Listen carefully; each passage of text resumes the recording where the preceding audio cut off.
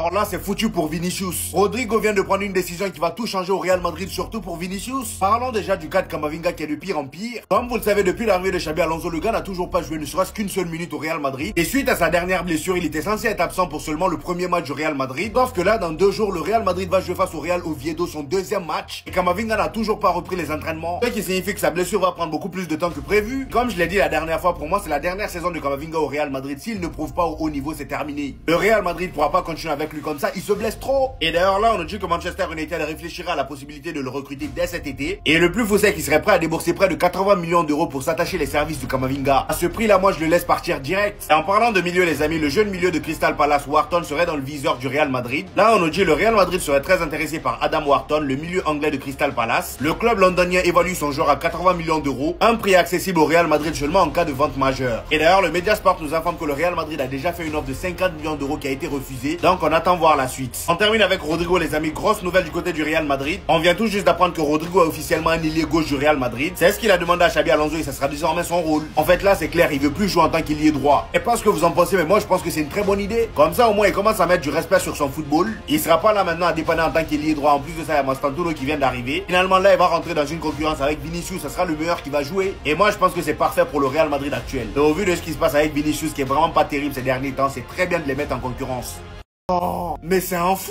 Les détails du contrat de mariage de Cristiano Ronaldo et Georgina viennent de sortir, les amis, vous êtes pas prêts? Je tiens déjà à vous informer que le Real Madrid était de retour aux entraînements aujourd'hui. Et comme vous pouvez le voir aujourd'hui, les joueurs se sont affrontés entre eux en équipe. Franco Mastantuono d'ailleurs a été aperçu très à l'aise avec le ballon. Trent Alexander-Arnold également qui a d'ailleurs marqué. Et juste après ça, les joueurs ont travaillé sur la récupération de balle comme vous pouvez le voir à l'image. Vous le savez déjà, depuis l'arrivée de Xabi Alonso au Real Madrid, il insiste sur la récupération de balle et le pressing. Et c'est exactement ce qu'on a vu travailler aujourd'hui à l'entraînement. Et en parlant de Xabi Alonso, les amis, pour le prochain match face au Real Oviedo, le média Jaros nous informe qu'il pense à mettre Franco Mastantuono en tant que titulaire au poste d'ailier droit. Reste à voir maintenant s'il va vraiment le faire. Parce que je rappelle pour ceux qui savent pas, le Real Oviedo vient juste d'être promu en Liga. Donc le match sera normalement très abordable pour le Real Madrid. Maintenant, parlant du GOAT Cristiano Ronaldo, les amis, comme vous le savez, il y a quelques mois, il a demandé Georgina en mariage. Demande à laquelle elle a bien évidemment répondu oui, qui est vous. Et le plus important, les amis, c'est là. Étant donné que Cristiano Ronaldo, c'est un multimilliardaire et on a l'habitude de voir des gens se marier avec des milliardaires et ensuite divorcer juste pour prendre des parts. Donc on attendait tous de voir ce qu'il y aura dans le contrat. Voici ce que les médias portugais nous révèlent. Contrat de mariage de Cristiano Ronaldo et Georgina, 121 000 $ d'allocation mensuelle. Donc chaque mois, elle aura cette somme-là pour les enfants. Ensuite, 5,6 millions de dollars en biens immobiliers, 110 000 $ de pension à vie. Donc même s'ils viennent à divorcer, elle aura toujours ça. 500 000 $ par mois pour les enfants, 2 millions de dollars par an pour maintenir son train de vie, 2 voitures de luxe, vol privé couvert, 2 vacances all inclusive par an. Tout ça dans le contrat de mariage. Cependant, attention, si à rupture, Cristiano Ronaldo va devoir payer 50 millions de dollars de pension alimentaire. Why? Là, on peut dire qu'elle a signé le jackpot. Je parie que là, il y a plein de mecs qui aimeraient être à la place de Georgina. Je dis ça, je dis rien. J'ai jamais vu ça, Xabi Alonso, il fait vraiment des choix de merde en attaque. Le thème à Madrid maintenant, c'est humilier Rodrigo. Xabi Alonso envisage de titulariser Franco Mastantuono face au Real Oviedo ce week-end. Tu veux titulariser Brahim Diaz sur le côté droit. Le gars, c'est un fantôme, on le voit pas du match. Sur le côté gauche, tu mets Vinicius, je peux comprendre parce que c'est lui. Mais en vrai de vrai, les gars, le choix, il est éclaté, il est pas bon sur le terrain. Le seul qui tient la route, c'est Mbappé. J'ai jamais vu un mauvais match de Rodrigo sur la gauche. Tous les mauvais matchs et la mauvaise passe qu'il a eu la saison passée, c'était que des matchs à droite. Vinicius, il a quoi de plus que Rodrigo aujourd'hui? Brahim Diaz, carrément, le club a envie de le prolonger. En fait, je comprends même pas comment il est devenu titulaire. Et ça choque personne, il y a personne qui en parle. En vrai de vrai, Mastantuono, ça me dérange pas forcément. Pour moi, tu le mets à droite, tu mets Rodrigo à gauche et tu mets Mbappé devant. L'avis que si on garde les mêmes titulaires en attaque, on va rien créer cette saison et Xabi Alonso, ça va lui tomber dessus. En face, les Barcelonais, ils ont un joueur qui crée plus d'occasions que nos deux ailiers. En fait, vous vous rendez pas compte que Ike Foué, il lave la combinaison d'un Vinicius et d'un Brahim Diaz. Bref, comme je vous l'ai dit, la titularisation de Mastantuono, ça me dérange pas en vrai de vrai. Parce que ça se voit qu'il est bon et qu'il va apporter quelque chose. En fait, lui, c'est tellement un fantôme que personne ne s'est rendu compte de la fraude qu'il est, wesh. En mode, lui, il est titulaire. Non, c'est trop. C'est trop les refs. 80 millions d'euros, les gars. 80 millions d'euros. Mais le football, il part en couille.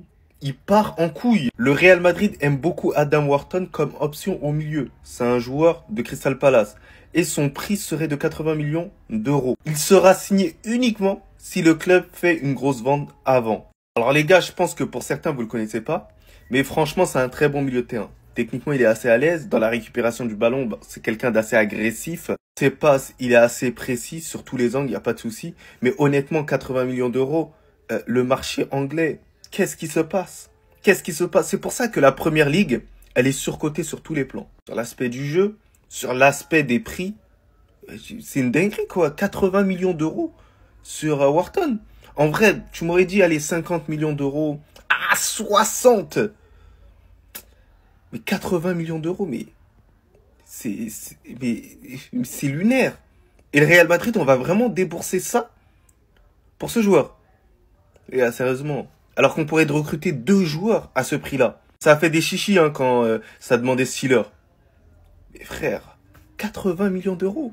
Les gars, c'est une dinguerie. Xabi Alonso vient d'annoncer à un joueur du Real Madrid qu'il ne compte plus sur lui. Écoute bien, je t'explique tout ça.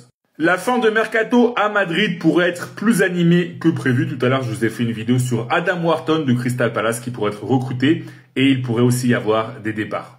Même si on dirait que finalement des joueurs comme Alaba, qui était indésirable, vont rester, eh bien, il y a un joueur qui pourrait partir puisque Alonso ne compte pas sur lui. Ce joueur, c'est Dani Ceballos, le milieu de terrain.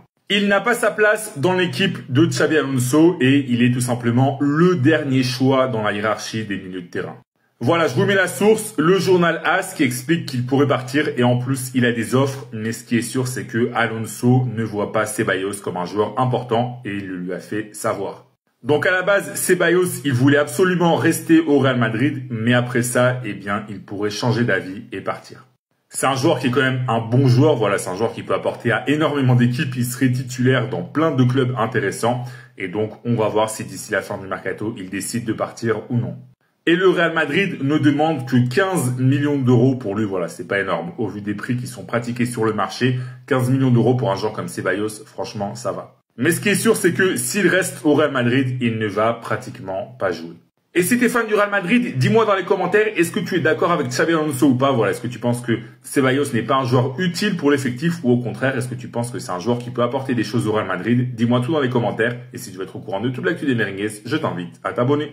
Wharton dans le viseur du Real Madrid. On se résume toute l'actualité des 24 dernières heures. Je vous jure, restez jusqu'à la fin. Il y a pas mal de choses à voir. Donc, comme vous le voyez, le milieu défensif de Crystal Palace, Adam Wharton, 21 ans, est dans le collimateur du Real Madrid. Il coûterait au moins 80 millions d'euros. J'espère qu'on n'est vraiment pas sur ce joueur. Ça serait vraiment très cher payé. Ensuite, seconde info, Franco Mastantuono devrait être titulaire face au Real Oviedo. Il devrait être titulaire au poste d'ailier droit. D'ailleurs, j'aimerais bien avoir votre avis dans les commentaires. Pour vous, est-ce que c'est normal que Franco Mastantuono, tout juste arrivé d'Argentine, ait directement sa place dans l'équipe du Real Madrid? Parce que honnêtement, c'est très rare de voir un jeune Sud-Américain arriver et se faire sa place directement dans l'équipe, surtout dans un si grand club. Ensuite, on a eu l'information que Rodrigo essaye toujours de convaincre Xabi Alonso. Il veut sa place au Real Madrid. La bonne nouvelle, elle est ici. Brahim Diaz va renouveler avec le Real.